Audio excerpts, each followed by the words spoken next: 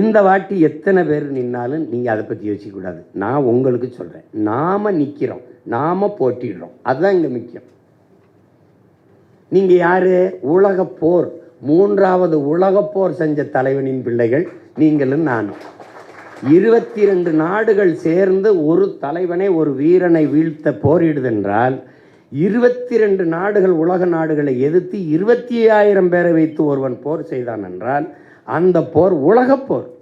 இப்போ 3ஆம் உலகப் போரை செய்த ஒரு தலைவனின் பிள்ளைகள் நாம் இந்த அக்கப்போருக்கு பயந்தால் ஒரு வைக்கப்போரும் மிஞ்சாது. அதனால அதை போய் கவலைப்பட்டுக்கிட்டு இருக்க வேண்டியது இல்லை. 2 அது முடிஞ்சிட்டுது.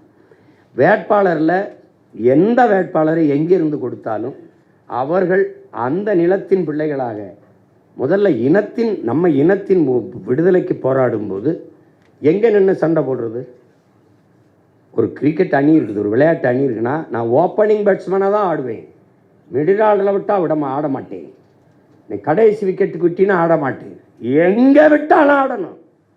கால் பந்துனா நான் டிஃபென்ஸ் தான் ஆடுவேன், அஃபென்ஸ் ஆட மாட்டேன். நான் கோல் கீப்பராக போக மாட்டேன்னா.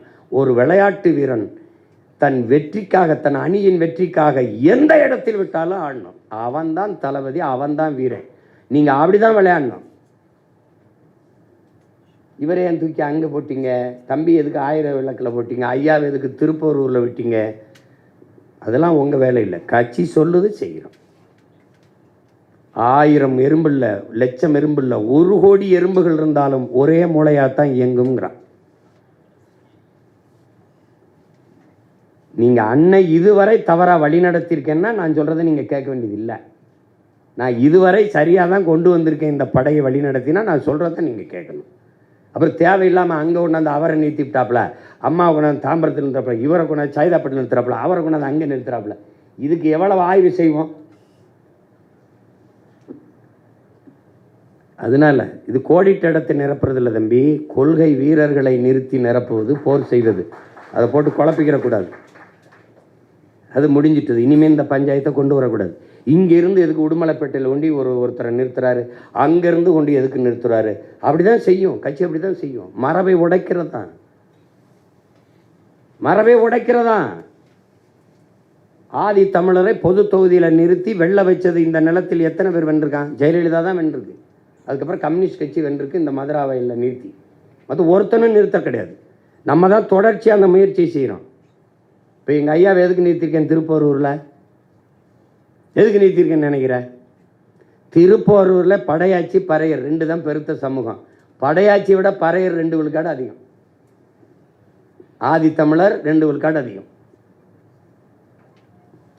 எல்லா கட்சியும் வன்னியர் தான் நிறுத்துவாங்க. நான் ஒருத்தன் தான் ஆதி தமிழர்னு நிறுத்துறேன். இப்போ சீமான் நிற்கிறேன், நான் ஆதி தமிழன்னு அவனுக்கு தெரியாது. சீமான் ஆதி தமிழர் தெரியாது. ஆனால் எங்கள் ஐயா நின்னா தெரியும். எப்படி அம்பேத் ராஜன்னு நிறுத்தினவன தெரிஞ்சிடும்.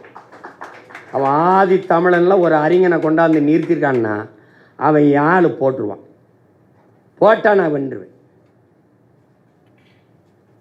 நீ அகில உலகத்துக்கு ட்ரம்புக்கே ஸ்ட்ராட்டஜி சொல்லிக்கிட்டு இருக்க, நீ என்ன நீ எனக்கிட்ட வந்து நீ சொல்லிக்கிட்டு இருக்க?